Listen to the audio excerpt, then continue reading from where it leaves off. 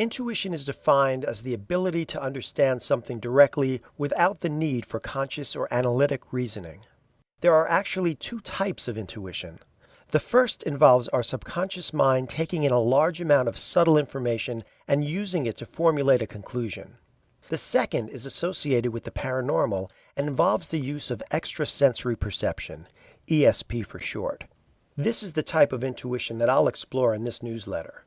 Here's a good example of what I'm talking about. A few years ago, I was invited to do an investigation at a private home on Long Island.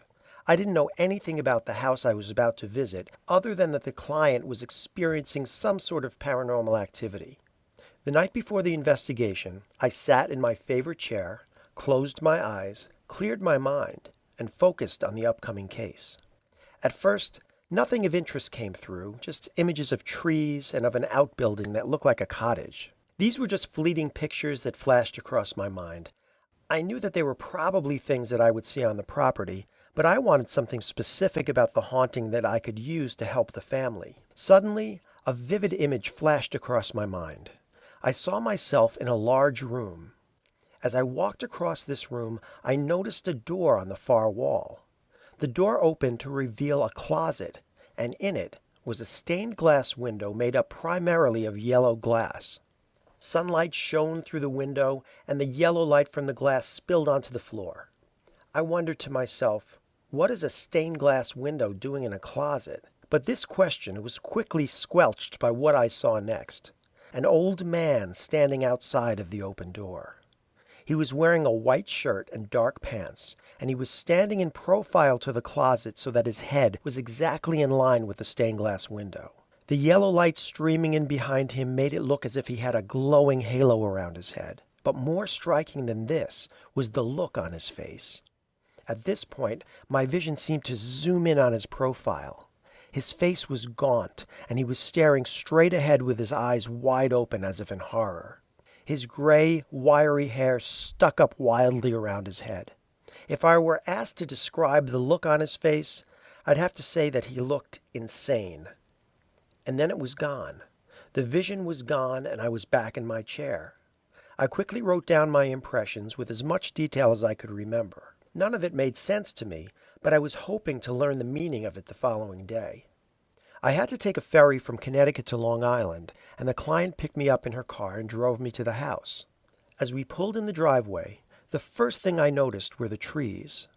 The property had lots of old, tall maple trees. As far as intuitive impressions go, this was nothing to write home about. Most properties have trees on them. But when we pulled up in front of the detached garage, I knew that I had gotten a hit the previous night. The building was no longer used as a garage. The owner told me that it had been turned into a rental cottage a few years earlier, and she was eager to show me around. After a tour of the cottage, we walked across the driveway to the main house. It was a large Victorian with a beautiful wraparound porch. Before we entered the house, I said to the client, I wanted to share an intuitive impression I picked up on last night. I don't know if it's going to mean anything to you. It actually is really confusing to me because it doesn't really make any sense, but I'll share it with you anyway. I proceeded to tell her about the closet with the stained glass window with the yellow glass and the elderly man with the crazed look on his face. The woman gave me a strange look, but said nothing. I thought, that's great. I just said the dumbest thing. I should have just kept my mouth shut. Why would a stained glass window be in a closet? As she took me on a walkthrough of the house, I began to pick up impressions of the people who once lived there. I could see several families in my mind's eye, but an elderly man really stood out. He resembled the man I had seen in my vision the night before, but he didn't look mentally disturbed. He wore the same clothes, but he looked perfectly normal, and he had a kind face. Even though he had the same wiry hair, I thought that I must be picking up on someone else, and I left it at that. The woman led me to a spacious room with couches and chairs which opened up into another smaller room.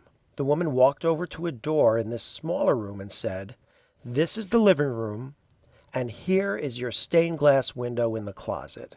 She threw open the door to reveal a small closet with a beautiful stained glass window in it. It was made out of yellow and orange glass, and the yellow light cascaded onto the floor just as it had in my vision. She said, When you said that you saw a stained glass window in a closet, I just couldn't believe it. How could you know such a thing? And the man you described, I know who that is. 2 doctors lived in this house and used it for their medical practices at different times, one in the early 1900s, the other in the 1920s. Both committed suicide in this house. The man you described was the doctor who lived here in the 1920s. I've seen pictures of him. He was a very thin, older gentleman. The most striking thing about the photos I've seen of him was his hair. It was gray and wiry, just the way you described it. I always thought that he must have constantly had to wet it down to keep it from sticking up. I'm told that he was very happy in the house when he moved in, but something must have gone terribly wrong in his life. The poor man killed himself in the upstairs bathroom. You don't have to be a paranormal investigator to benefit from improving your intuition. Intuition can be used to know what to expect on job interviews and when to make important decisions. It can also be used to determine what type of a person you'll be working with and what kind of a day lies ahead. Imagine getting a hunch that you should take a different road home from work and later finding out that you avoided a terrible traffic jam. And don't you wish you had been a little more intuitive about some of the dates you've been on? Don't we all? Developing your intuition is easy because we're all naturally intuitive. It just takes a little work to uncover your full potential. In this newsletter, I'll be introducing you to 4 different exercises that will have your intuition up and running in no time.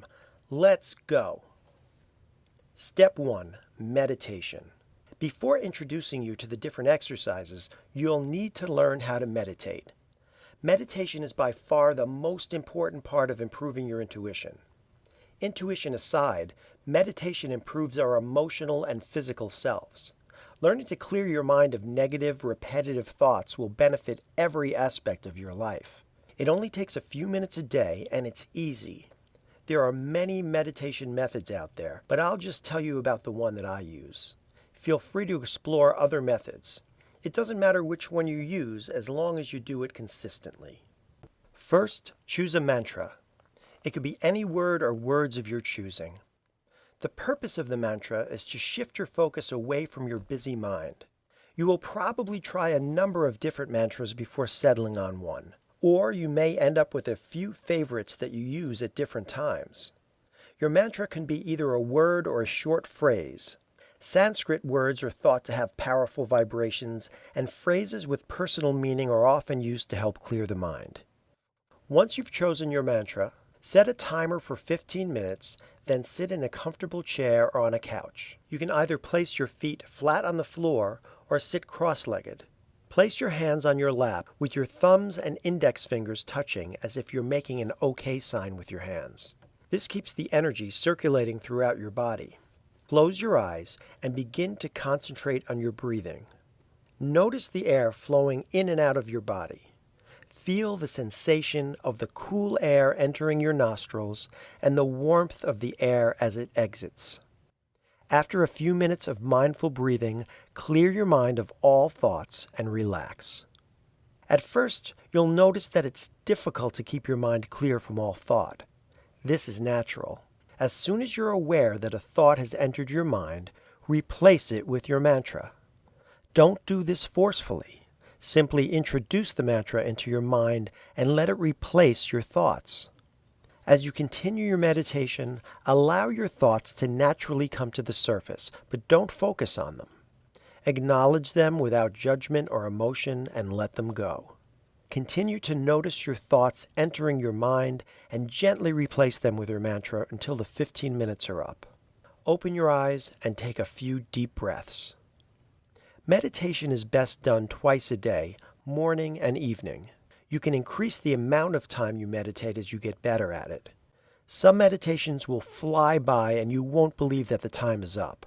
Other meditations will feel like they drag on. One is not more valuable than the other. Methods for improving your intuition. Most people equate using intuition with predicting the future. This is incorrect, and having this belief will get in the way of improving your intuition. Intuition is about connecting to a person or a place. Time has nothing to do with it, so it's not predictive. Time is not linear. The past, present, and future all occur at the same time. So when you connect with a person or place intuitively, you obtain knowledge about them no matter when they existed or when they will exist. Got it? Kind of? Good enough. Exercise number 1, intuitive book reading. This first exercise is a great way to get your intuition in gear and to see what it means to interpret intuitive impressions. You will need a book and a notebook for this exercise. Take a book and open it to a random page. Don't look at the page, but place it face down on a table. Now, sit in a chair and clear your mind the way you would during a meditation. Put your notebook next to you and hold a pen or a pencil. You will be writing your impressions down as they come to you. Once your mind is calm and still, imagine yourself walking over to the table and picking up the book you just set down. Picture that you turned it over and that you are looking at the page. It will probably be blank. That's okay. In fact, that's just what you want. Just as you do in a meditation, allow thoughts to rise to the surface of this blank page. These may come to you in the form of pictures, words, phrases, feelings, or even physical sensations. Keeping your eyes closed, write down all of your impressions. Don't leave any out. This is extremely important. If a particular impression seems strong, ask a question about it. For example, if you get the impression of a man, you can ask yourself, what is important about this man? Or, what is this man's name? Continue to allow impressions to rise to the surface until you feel that you're not receiving any more information. Now open your eyes and take a look at your paper. It will be filled with scrawled words and phrases. Some may be hard to read, but don't worry, you'll remember what you wrote. Now go to the book that you put down earlier and read through the pages that were face down. Compare what you wrote to what you are reading. Are there any connections? No? Don't be so sure. Intuitive impressions are symbolic, not literal. Let's say that you wrote down boat as one of your impressions. Read the book carefully. Is there a reference to water or to travel? Is there a reference to a deep blue sky that you may have associated with water? Do you associate the word boat with a particular place? For example, you may think of Cape Cod when you think of boats, and the setting of the story may be the Cape or a similar place. Go through your list of words and circle the possible hits. Next to them, write what was actually in the book. Do this exercise at least once a day for a week, and you will begin to see a marked improvement in the amount of accurate information you're able to gather. It will also help you to learn how to interpret your impressions and what it feels like when you're correct. How does it work? Think of it this way. Because time is not linear, everything is occurring simultaneously. So, you have already read the book, and you know its contents. You are simply remembering what you already saw. Accept this, and your intuition will grow rapidly. Here are the notes I wrote while doing this exercise. Notice that I circle the words and phrases that were hits, and I make note of what they were in the book I was reading. It's not necessary to get exact matches. I wrote down streetcar, and the book talked about a bus. I wrote down time, and the phrase looked at her watch was in the book. I got the impression of a fountain, but because the fountain I was seeing was the large type seen in parks, I considered the setting of the story a park as a hit. The book described the main character as being tired from walking up several flights of stairs. So elevator is connected, as if I thought she should have taken the elevator instead. Now you'll see that there were some words that weren't hits at all. Vase, flowers, 53, court, stand, justice, and funny didn't seem to match. That's okay. Even if you get a few hits, you're on the right track. Method number 2, working with a partner. A remote viewer is trained to develop their skills in a tiered fashion under strict scientific conditions. Because training for remote viewing is very specialized, I won't be able to teach it to you here, but you can use the following technique to help improve your intuition. You'll need a partner and a pad and pencil. Your partner should be either in another room or in a more distant location. Start by meditating to clear your mind. At an appointed time, your partner, the sender, will concentrate on a visual image called the target. I came across an excellent website that generates random images that is perfect for this exercise. You could find it in the newsletter. You can also use images from magazines or photos as a target. The sender's job is to fully concentrate on the image, trying not to let their mind stray. Your job, the receiver, is to connect with the sender so that you are in a sense seeing what they are seeing. Start out by picturing your friend in your mind's eye and imagine them looking at the target. Allow your mind to receive images, words, phrases, and feelings. Write these down on your pad with your eyes closed. You can also draw quick sketches during the session. These can be simple shapes or more complex drawings. Of course, you will have to open your eyes to draw, but some people find that they can still remain in the proper receiving state even with their eyes open. Time the session so that both the sender and the receiver know the start and finishing times. For example, you might plan on starting your session at 8 p.m. and ending it at 8:15 p.m. Start out with short sessions, no more than 10 or 15 minutes long. You can increase the time as you improve your skills. Next, ask your partner to share their image with you. You should actually look at the image, not just listen to the sender describe it. The sender can email you a screenshot of a computer-generated image or a photo of the image they were looking at. Compare your notes with the image and circle any hits. Remember, intuition is all about symbolism. I did this exercise once with a partner where I was the sender. I held a small bust of JFK in my hands, and throughout the session, I turned it around so I was looking at all sides of the object. Afterward, the receiver said that they kept seeing a walnut. Although it may sound like they didn't read the target accurately, they actually did. The bust was painted, and when viewed from the back, JFK's brown hair looked remarkably like a walnut. Another person taking part in the same exercise said, "I think this person was famous in some way." Obviously, another hit. Don't be surprised if your hits are highly symbolic and personal. Say your receiver is looking at a close-up photo of the bottom of a bare foot. If you write down the word pig, it may be because you associate toes with the rhyme, "This little piggy went to market."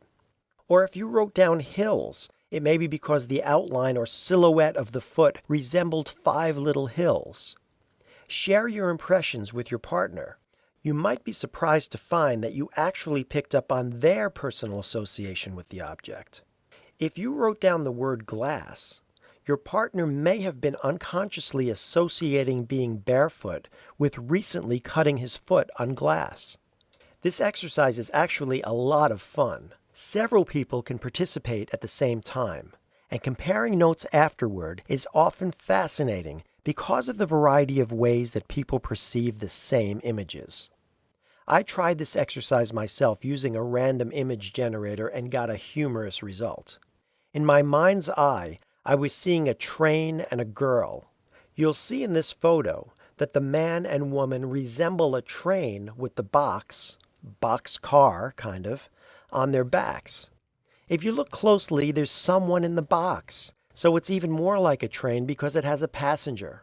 Interestingly, the words arrival and departure are in the background, 2 words commonly used when referring to train schedules. Exercise number 3, the walkthrough. Being highly intuitive has its ups and downs.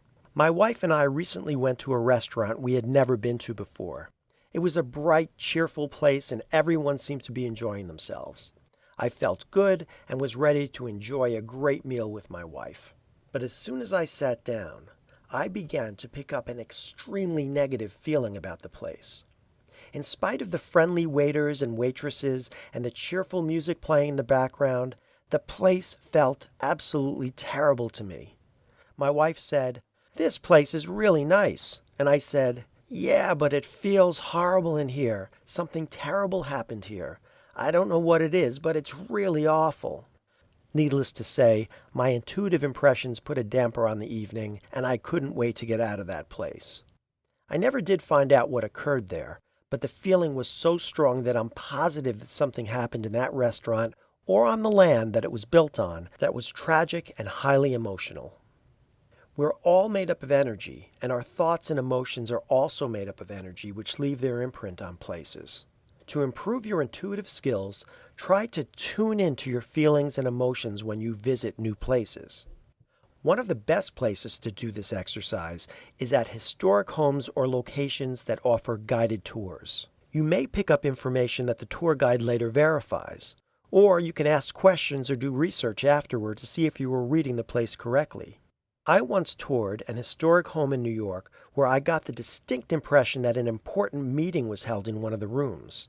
I could see the men gathered around a table looking at maps and other documents, and another man looking out of the window as if he was the lookout. After the tour, I asked the tour guide, "Were there any important meetings held in this house?" She said, "Yes. During the Revolutionary War, the front room was used as a meeting place to plan attacks against the British. Spies would meet here in secret and share their information." To do this exercise, simply clear your mind and walk through a house or any location and take note of any feelings or impressions you're picking up on. You may even feel physical sensations such as sudden pains or headaches. You can write these impressions down, but it's better if you're with someone who you just tell your feelings to. If you're alone, you could speak into a recording device, or you can just remember them and write them down later. Try to get as much information as you can during your walkthrough. For example, if you're feeling overwhelming joy in a room, see if you can pick up any information about that feeling. Don't try to guess what it might be. Just allow images to come to you. Here's a good example of this. I was touring an historic house once and walked into a very small room on the second floor and immediately felt overwhelmingly joyful. I reached out for more information, and suddenly I sensed that there were children in the room with me, but I wasn't exactly sure how they were connected to the room. I commented to the tour guide, "This seems like a happy little room." She smiled and said, "Yes, it is. The couple who lived in this house in the 1700s had 8 children, and all of them were born in this room." Exercise number 4, psychometry. Psychometry is the ability to obtain information by making physical contact with an object. This usually involves holding the object in your hands. Psychic detectives often use this method when they're called upon to help solve cold cases. This is because all objects hold energy. By making direct physical contact with an object, you can pick up information about the person who owned it or who used it. The best way to practice psychometry is to borrow items from friends or relatives. These should be things that they have been in direct contact with, such as jewelry or items of clothing. You will need to make direct contact with the object with your skin, so you can't wear gloves when doing this exercise. This exercise is best done by using a recording device instead of a pad and pencil. You'll be holding the object in both hands, and you should not break contact with it throughout the exercise. All smartphones have built-in memo apps, or you can use a digital recorder to record your impressions. Start by putting yourself into a meditative state and clear your mind. Now, close your eyes and hold the object in your hands. Move the object around in your hands for a few minutes to get acquainted with its energy. Now state your intention by saying to yourself, "I am seeking information about the history of this object and the people who owned it or held it." Allow images, words, phrases, and sensations to enter your mind. As you pick up information, say it out loud so it's recorded on your recording device. Occasionally, hold the object in one hand and allow the other hand to hover around it. You will most likely feel a kind of force field around the object. This is the object's aura, which extends from as little as a few inches to as much as several inches around the object. When doing this part of the exercise, make note of any colors that you may be seeing or sensing. Auras are made up of color, and you can check the meaning of these colors after your session.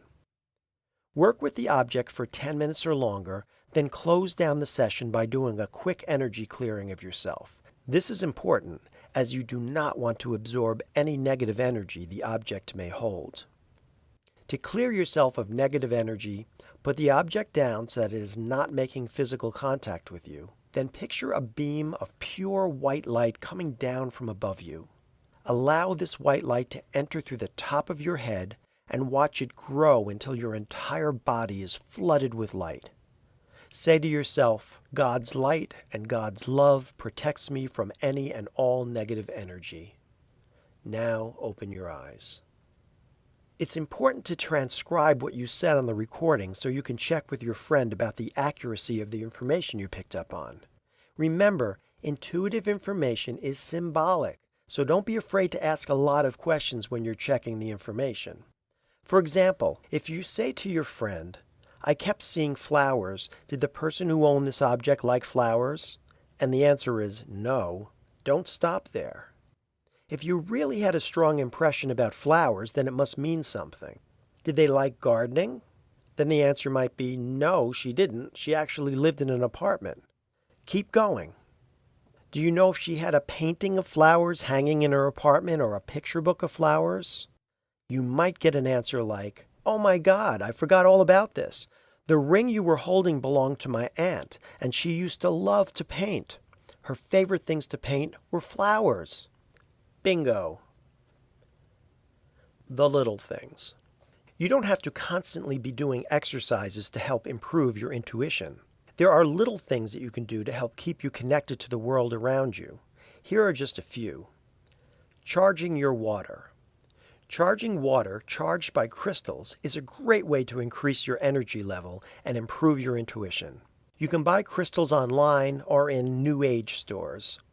Start with either quartz or amethyst crystals. Make sure to cleanse the crystal first by rinsing it in running water or leaving it in the sun for a while. There are other methods of cleansing crystals that you could find online, and there is an excellent article in the resources section of this newsletter. Now fill a bottle with water and place the crystal or crystals inside. Place the bottle on a sunny windowsill and leave it for an hour or more. If it's a cloudy day, leave the bottle outside to absorb the greatest amount of light possible. Now remove the crystals and use the water for drinking, cooking, or cleaning. Lose your shoes. Anyone who knows me knows that I'm almost always barefoot in all types of weather, year-round, indoors and out. Why? There are so many benefits to being barefoot that I could write an entire newsletter on the subject. But for now, I'll stick to the basics. Earthing, also known as grounding, is based on research that suggests that connecting to the Earth's electrical energy promotes physical and emotional well-being. The act of earthing refers to a physical connection between the electrical frequencies of the human body with that of the Earth's. When your bare feet come in direct contact with the Earth, your body takes up free electrons, nature's antioxidants. These help neutralize free radicals, which lead to inflammation and disease. Benefits of barefoot living include the elimination of chronic pain, improved sleep, diffusing the causes of inflammation, increased energy and vitality, lower blood pressure, quicker healing from injuries, and lower stress levels. It's recommended that you spend at least 15 minutes per day walking barefoot outdoors on grass, sand, soil, or other natural surfaces. In addition to the health benefits of being barefoot, by connecting with the Earth's energy fields, you increase your ability to pick up intuitive information.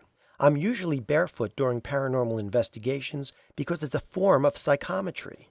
Rather than walking through a house and touching everything I see, being barefoot gives me instant access to the energy in the house. Barefooting is the easiest and best way to benefit from the Earth's energy, so lose your shoes as much as possible and you'll actually increase your ability to pick up intuitive information. Record your dreams. Writing down your dreams is an excellent way to help improve your intuitive skills. Dreams are often messages from our subconscious alerting us to intuitive information. The more we pay attention to dreams, the more we'll be in touch with the level of our mind that has access to intuitive information. Simply write down your dreams every morning. This can be as simple as writing, I dreamt I was on a boat that was sailing down a street in a city. Or you could write down all of the details of the dream. Either way, you'll be putting yourself in closer contact with your subconscious and will have easier access to it when you need it. Increasing your intuition is easy, but it does take some practice. Use the exercises I taught you in this newsletter, and you'll be amazed at the amount of intuitive information you'll be able to pick up on. I'd love to hear about your experiences, so let me know how the exercises are working out for you and how much your intuition is improving. Just write me at barrypirro@yahoo.com. That's BARRYPIRRO @yahoo.com.